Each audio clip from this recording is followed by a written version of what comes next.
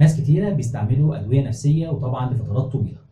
هل سمعتوا قبل كده إن ممكن يحصل تفاعلات ما بين الأدوية النفسية دي وما بين أشعة الكحة؟ ده اللي هنتكلم عليه في الحلقة دي.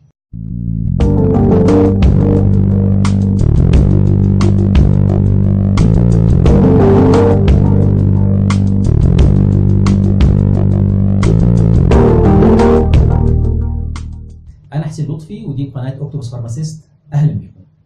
في ناس كتير جدا بتعاني من مشاكل نفسية وبتستعمل أدوية نفسية لفترات كبيرة جدا.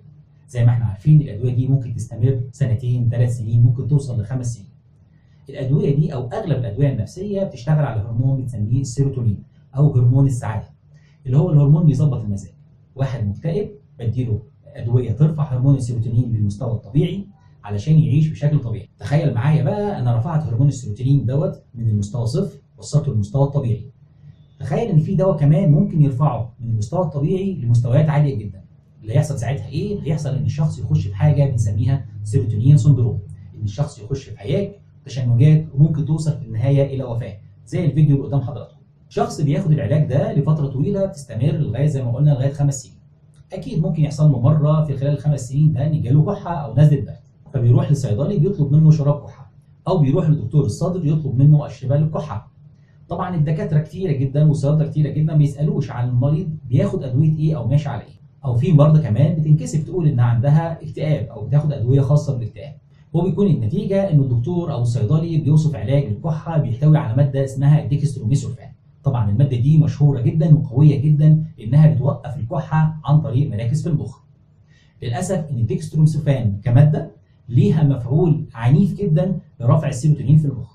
فبالتالي ممكن الشخص بسبب شراب كحة عادي جدا وموجود عند كل الناس ممكن يدخل الشخص ده في حالة وفاة، أو على الأقل يدخله في حالة سيروتونين سندروم اللي احنا قلنا عليها. يبقى أنا كصيدلي ما استهونش بأي مشكلة عند المريض وحاول أسأله هل حضرتك بتاخد أدوية تانية ولا لأ؟ وأنا كمريض لازم إن أنا ما أكونش محرج من المرض بتاعي، ولازم أعرف الصيدلي أو أعرف الطبيب إن أنا باخد أدوية زي كذا وزي كذا وزي كذا. طيب والله أنا كمريض أنا محرج إن أنا أتكلم، يبقى على الأقل حضرتك لما تطلب دواء الكحة تطلب أدوية يكون فيها حاجات عشبية، زي مثلا حاجات فيها زي الزعتر، زي منتجات العسل وخلافه. يبقى الحاجات دي هتجيب مفعول نفس مفعول الأدوية الكيماوية ولكن بدون آثار جانبية.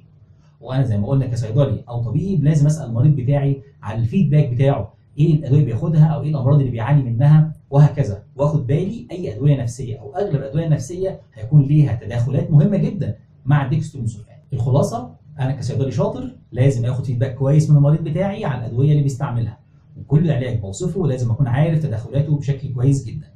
لو المريض انت شاكك ان هو بياخد ادويه نفسيه او انت متاكد المريض بياخد اصلا دواء نفسي بس محرج يقول لك، خليك في الامان واديله شراب كحه يكون طبيعي بيحتوي على لبلاب وزعتر وعسل وخلافه. اتمنى يكون معلومه النهارده مفيده لحضراتكم، ولو الفيديو عجبكم ما تنسوش تعملوا لايك وسبسكرايب وشير. شكرا واشوفكم الحلقه الجايه من اوكتوبس فارماسيست.